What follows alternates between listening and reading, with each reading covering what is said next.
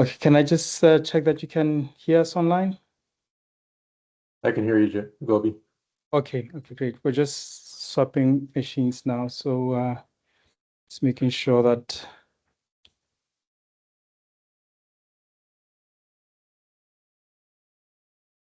okay. Okay, Joe, well said. Okay, all right, I'll go ahead and get started then. Okay, welcome everybody. Good morning. My name is Joe Stufflebeam.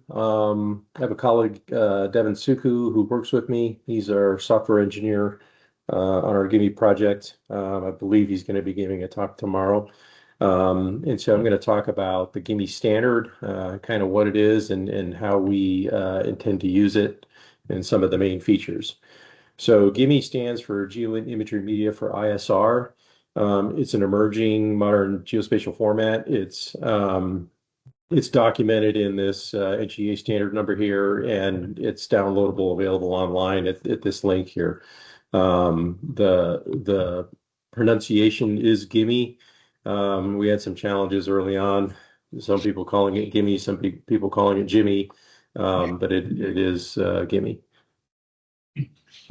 So GIMI is built on top of ISO standards, specifically ISO-based media file format. That's really the foundational format within MPEG for doing video. People typically know that as MP4. And then on the still imagery side, the standard is HEIF, and people that have an iPhone are very familiar with HEIF because that's how they store photos on an iPhone. So GIMI harmonizes support for still imagery, what Heath calls image sequences, which are intercoded frames in a time sequence, or it could be in like a static collage, those kinds of things, and then motion imagery. Um, and it includes both static and dynamic metadata. And we've added very detailed timing information into the video capabilities, as well as static items for still imagery, those kinds of things. And then globally unique content identification. I'll talk about some of these things in the talk in more detail. We've focused a lot on cloud optimization with GIMI because we have a lot of use cases where we want to very efficiently access content within the cloud. So, think about how GeoTIFF works. We're kind of leveraging those concepts, and we've added these to call it the more modern formats of ISO-based media file format. And then we basically get audio for free because that is already supported in MP4. And so with these content IDs that I mentioned, we have a mechanism for coupling the imagery media inside of a GIMI file with ontology structured metadata. And so that's kind of a primary mechanism that we use in this standard to basically contain metadata related to samples in a video or still images or tiles in an image, those kinds of things. So the file format, the purpose here is to accelerate adoption within the community in terms of our focus requirements and what we're looking to achieve in the sprint. We've been participating in the OGC test beds for the last few years. We've made some very significant progress there. In this particular year, we've had some very nice work done within the GStreamer and libheaf libraries. Um, and that has been kind of foundational for us to kind of get GIMI up and running so that we can basically have libraries that are out there and available for people to work with that really um, work on some of the key features within GIMI. And what I would say is one of the big development aspects that we had of creating GIMI was developing the uncompressed codec within MPEG. That's 23001-17. Um, and then we're also using this test bed to develop a conformance test tool so that we have now the ability to check conformance when people develop GIMI files. So going back to metadata, the imagery domain ontology, that's kind of what we're calling our efforts on our project within the government space. There's a very much broader effort that's ongoing to develop ontologies for kind of all aspects of geospatial data and media and so forth. And the group that I work with is responsible for developing the ontologies for uh, specifically image collections. And so anything that has to do with capturing an image, things related to the sensors like the lenses, the image sensors, the cameras, the platforms that carry the cameras, those kinds of things. We're defining ontologies to address all that collection of metadata. Um, so with respect to the combination of those things within the code sprint, we have a number of applications that were being developed this year, and specifically players and viewers and more traditional GIS tools that are now incorporating GIMI and really kind of investigating and evaluating how the format works for traditional GIS type applications. So from a high level overview, a GIMI file, again, it's basically an ISO-based media file format, but what makes it unique is the containment of certain pieces of information. So GIMI starts really as a container for video files and still imagery files, and they can both be included in the same file. Um, and then the unique things that we require, ISO-based media file format requires branding that really kind of points to the specifications and the requirements of those specifications that are relevant to the media that's contained within the file. And for GIMI, we created a brand called Geo1 because we're really focused on geospatial imagery. The content IDs are just they take the form of URN, canonical form URN, or we have a different kind of longer form for those that need um, a larger addressability space for their IDs. But basically, a unique ID that you can basically attach to a piece of media inside of a file, and then you can use that to link into your semantic metadata. The timestamps, this was developed within MPEG, and we needed nanosecond precision timestamps. And so we've gone through that whole process of developing that part of the standard, and it's in 23001-17, which is the uncompressed codec. And so that was published late last summer. So that those are now officially available in MP4 files and HEIF files. And then finally, security markings for applications that require it, typically government applications, those kinds of things. And that's basically just labeling the accessibility of the media inside the file. So in terms of codecs that we use inside of GIMI, there's lots and lots of codecs out there. And we really wanted to try to address kind of the full gamut of requirements with as few codecs as we could that made sense. And so we start off with the uncompressed codec. This was, I think, a very significant advancement within MPEG is finally developing an uncompressed codec for both MP4s and HEIF. That was kind of a long-standing gap within the MPEG standards. And that's not traditionally what MPEG does, but there's certainly a large user base in the world that really requires pristine data to work with, whether it's in the geospatial community or the medical community and those kinds of things. And so the development of that codec was really, really important for this effort as well as many others. Within that standard, we also worked on developing numerically lossless compression. And so things like deflate, gzip, brotli, those are now available within the uncompressed codec. So you can get your, 2-to-1, 3-to-1 type compression that you get with imagery, but it's fully reversible. So it's numerically lossless bit by bit. Then we move on to the compression codecs. In the geospatial regime, the government still relies heavily on JPEG 2000. That's really been a workhorse workhorse for us in the government space. Um,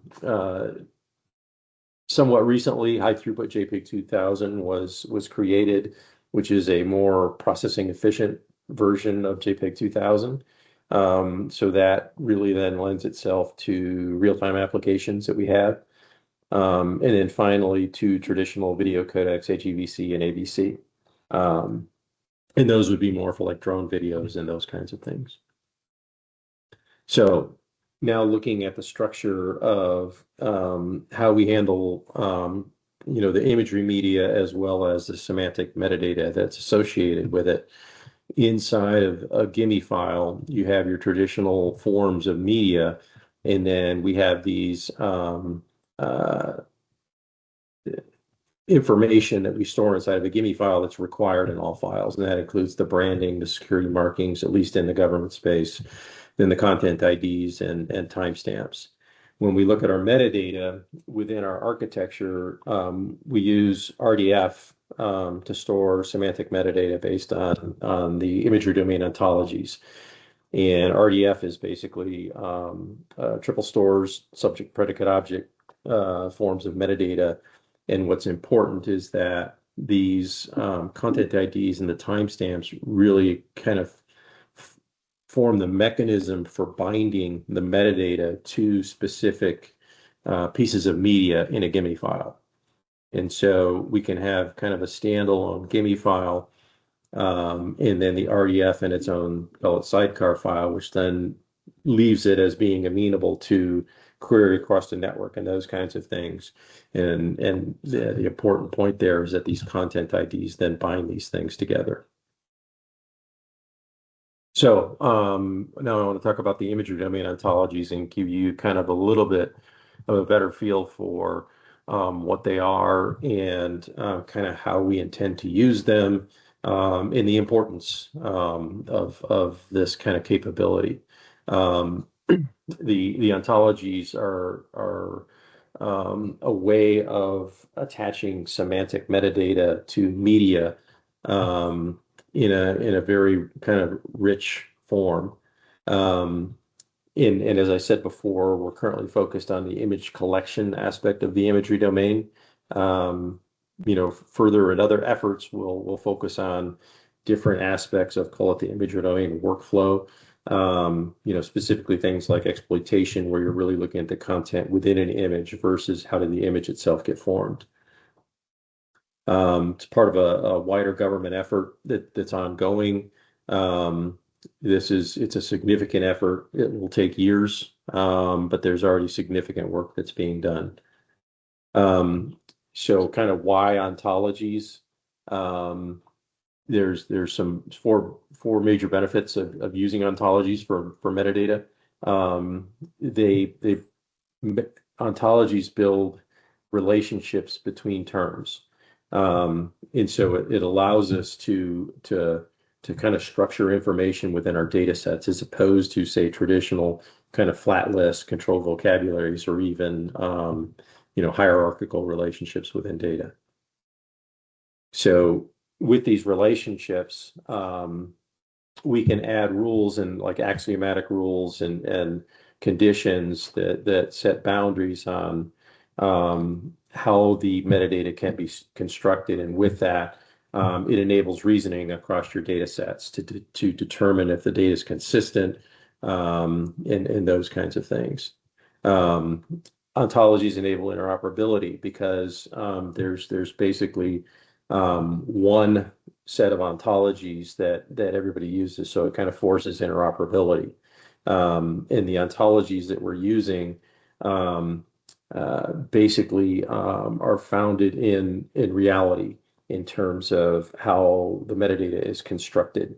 And so the ontologies follow kind of what we see and hear and feel in our real world environment. And then finally, it supports extensibility. So there are versions of ontologies that get added over time, and they basically build on top of each other. And so over time, the ontologies form effectively a graph, but that graph then continues to grow in size over time as more information is added to it. So to give like a very quick example of kind of how an ontology is constructed and really kind of how it's different from traditional flat lists, like there are many systems where I might describe a lens as just a controlled vocabulary of terms, like I've got an aperture diameter, a focal length, um, those kinds of things, and there's no real mechanism within the metadata set to tell me how does a focal length relate to an aperture.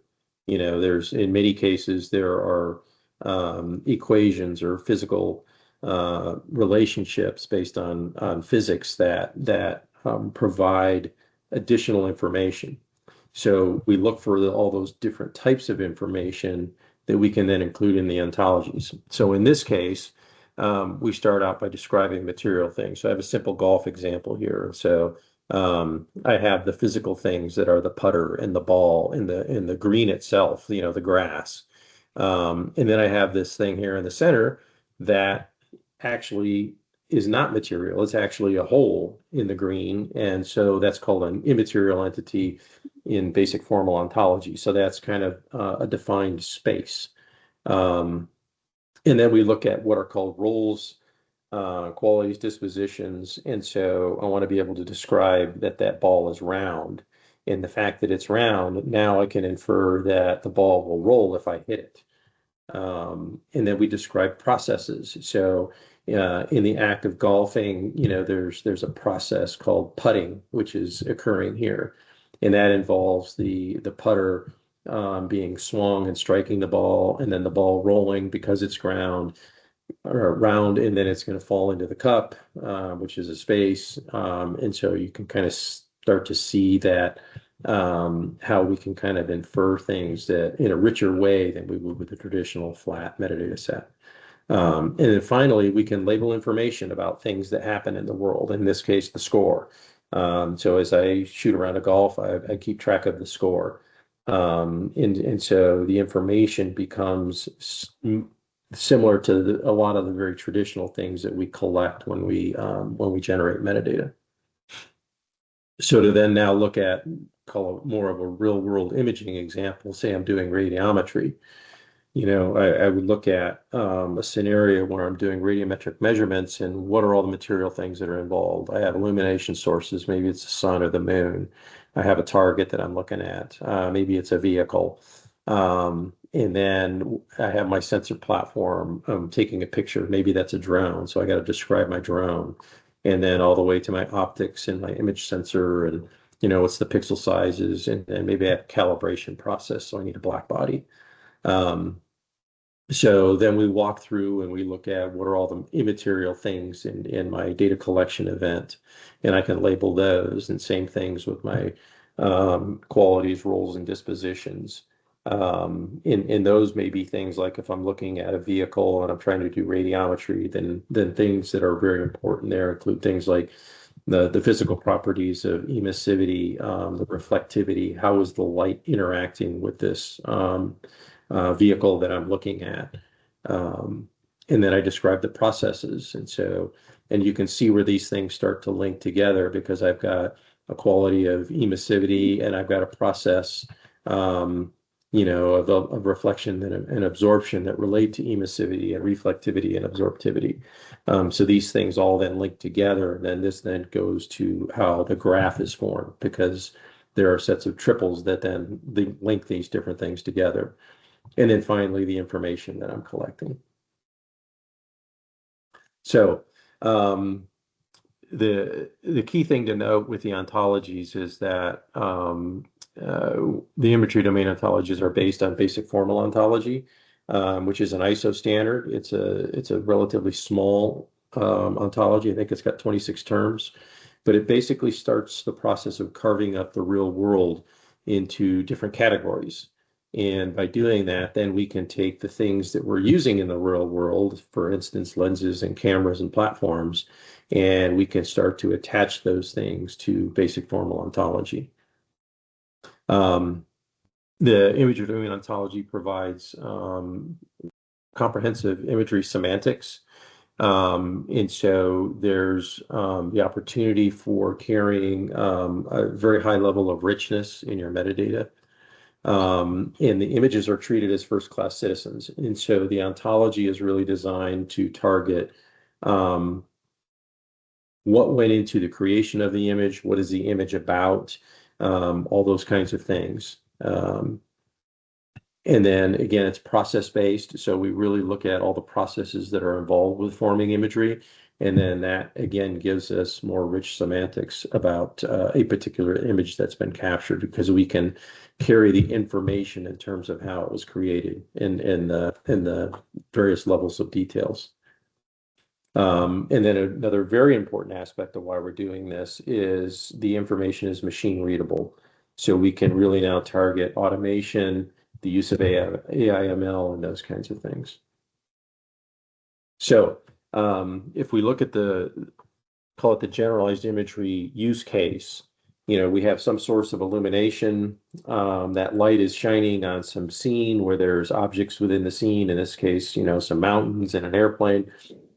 That light travels basically through the scene, which contains an atmosphere, which then can distort the light waves as it travels through it. And then, and we want to understand how that light is being manipulated, whether it's being absorbed or scattered, or if there's turbules in the atmosphere. We want to understand those things. And then we have an optical assembly where that light is collected and then focused onto a focal plane where we locate an image sensor inside of a camera, and then we're able to basically do a measurement there and create a digital image. And if we look at this fairly basic process from end to end, we can ask ourselves, what are all the pieces of metadata that are relevant to the formation of that imagery, and what are all the processes and so forth? And so if we start to label that, and this is actually a fairly small subset, but it gives you an idea of kind of the richness of the information that now can be collected in a very cohesive manner in an image data set. So with respect to the ontologies, again, we start with basic formal ontology. Underneath that sits what are called the Common Core mid-level ontologies. And these are all international standards, BFOs and ISO standard, and Common Core, I believe now an IEEE suite of standards. And then within the imagery domain, these are what we are developing now, and this is kind of what we're just starting to work on in the test bed this past year in test bed 21. And so we're looking at developing modules for all these different categories.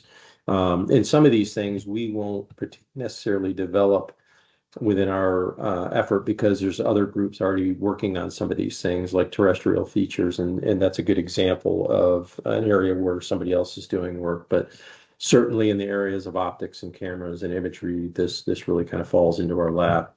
And then things like radiometry is really specialized within the imagery domain. Um, but given all of these things require pieces of other information that wouldn't maybe traditionally be just imagery. And so they're really kind of shared resources.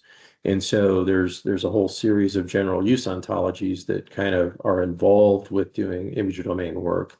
And so these would be things, we have coordinates in here. So for geospatial imagery, when we're imaging, we want to be able to tie pixel information to geodetic information. So we need that coordinates information.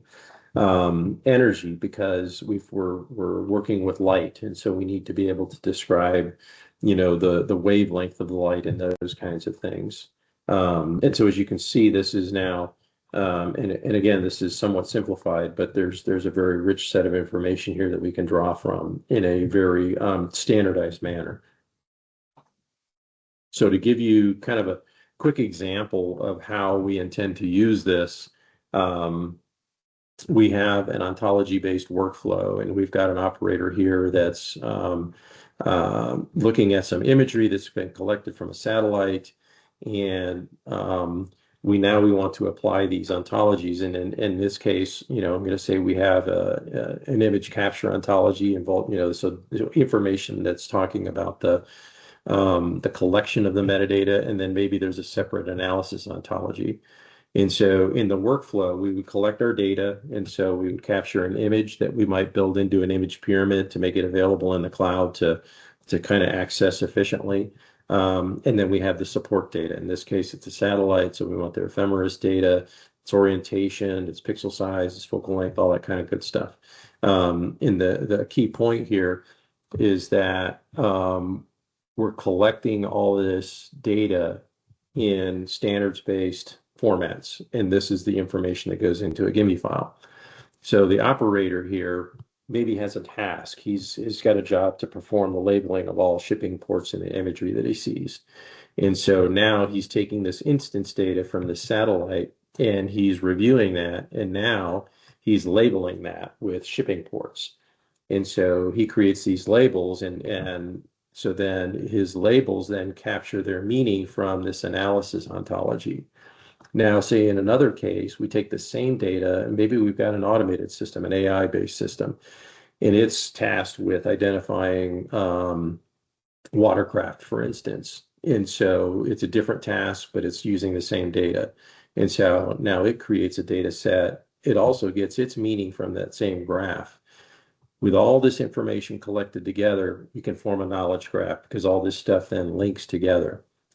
And so now we have another analyst down the road, and he's concerned about, I want to look at all the container ships at a given port on a certain day. So he can now query that knowledge graph, get results back with very specific numbers for what he's looking for. He can then take that, and with the last item there that he's captured, the URLs for the imagery, he can do a byte range request out into the cloud. He can pull back a very specific tile and view that on a screen. And so you can see now how these different pieces fit together. And this is kind of part of the architecture of how GIMI operates with geospatial metadata or imagery and metadata. Okay, so in summary, Testbed 21 has been forming some foundational work this year. The imagery domain ontologies is just kind of starting to come into being. And so the work we did this year was didn't get into a lot of detail with the ontologies, but we've been able to show the functionality of looking at geospatial corner points on imagery and some of those kinds of things. We're developing these new technologies to meet modern use cases, specifically interoperability, automation, and the richness of the semantics of the metadata. Those are key things that we're after. And interoperability, again, is a significant goal that we have. The GEOINT Media Standards Board, which Devin and I participate in the US is very appreciative of the work that's being done within the test bed, within these code sprints. It's been very beneficial to us, the lessons learned that we're capturing to kind of help improve the capability and move it forward. And yep, I think that's it. If I've got any time for a question or two, happy to do that. Okay, thanks, Joe. Are there any questions for Joe from the room? Yeah, Sam. Yeah, it might be better to move closer to the mic. Hi, Joe. Thanks very much for that overview. I was looking at the ontologies that you were describing, and they seem very, very detailed and complex in terms of, because people are always resistant to filling in metadata. Have you thought about how you will sort of allow that to be collected more seamlessly? You did mention AI a bit, but it's the sort of thing where even trying to get different operators to produce the same metadata with their satellite imagery is often difficult. Yeah, so I think one of the key takeaways here to realize about that is the ontologies themselves can be very complex, and developing those ontologies is difficult. It's a lot of hard work, but you basically only have to do that once. You're basically defining your metadata at that point. And so there's ongoing efforts right now. There's a number of different contractors that are on contracts with different groups within the government to develop these ontologies. Once you develop those ontologies, you then basically have your documented list of terms that you are able to collect. And so when you actually do your real-time collection, you're basically recording your instance data. You don't have to actually record the entire ontology. That's just something that you maintain, on a server somewhere. And effectively, the way that the ontologies work through the IRIs and the subject predicate object terms, they all kind of automatically self-align and link to each other. And so you can have a relatively, kind of standard system that is collecting metadata, and where today you might just, record it into a flat list or into a CSV file or something very basic. You still have a list of terms, azimuth angle, focal length, pixel size, those kinds of things. And the ontology is really going to be no different. So there's really that initial effort of setting up your data recording. And then after that, it's just kind of automated the whole way through. So I don't think it's as much more of an effort as it is today than you might think. Really, the significant effort is on developing the ontologies. All right, thank you. Any other questions or comments for Joe? Yeah, sure.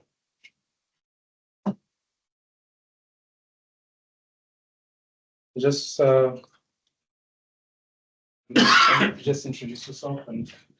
Hey Joe, thanks for the presentation. I'm Dean. I just wanted to ask, how far is the ecosystem for GIMI basically developed at this point? Is there support for things like common tools for machine learning, like Xarray, QGIS, like I guess the GIS community, what they would be using it, and other tools like, basically integrations with either pandas or other, like the PanGeoStack, for example, for Earth observation, or other communities? How far is the ecosystem into developing things like that? I would say that we're kind of at the front end of that process right now. We've spent a lot of effort over the last, call it 4 years, develop some of the, call it under the hood capabilities in GIMI. We participate in MPEG and JPEG committees, and we spent a lot of time developing the uncompressed codec, adding features to HEIF. So things like image pyramids and tiled image items. Some of those things actually came out of the OGC test beds, and we took those and we submitted them as contribution to MPEG, and now they're published in the HEIF standard itself. And so these tools are now not just in GIMI, but they're in the actual HEIF and ISO-based media file format standards.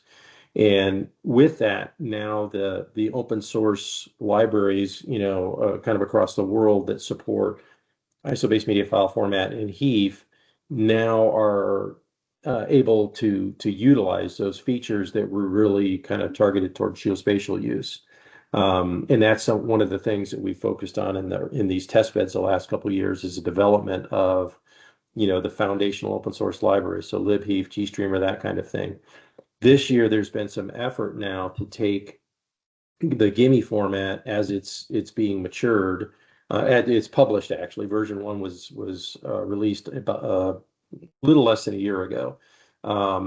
So we've spent time this past year adding GIMI into some traditional GIS platforms to do testing, doing cloud interfacing and access and performance measurement, those kinds of things.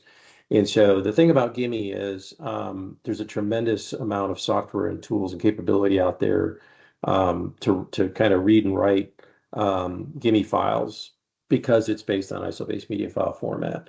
The ontology side is less mature from the perspective of the ontologies we're developing within the government space. However, ontologies themselves and RDF and those kinds of things are very mature technologies, and in wide use across the world. And so it's to answer your question, we've just kind of touched the tip of the iceberg this year in terms of actually integrating GIMI into some geospatial applications. I think the results have been positive. In a big aspect of that is how hard is it to integrate it into an application.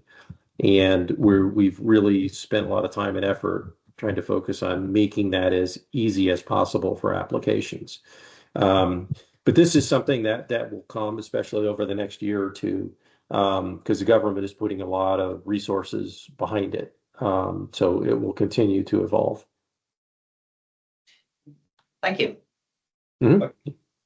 All right, thanks, Joe. So we're going to move on to the next presentation. So let's just thank Joe for an excellent presentation.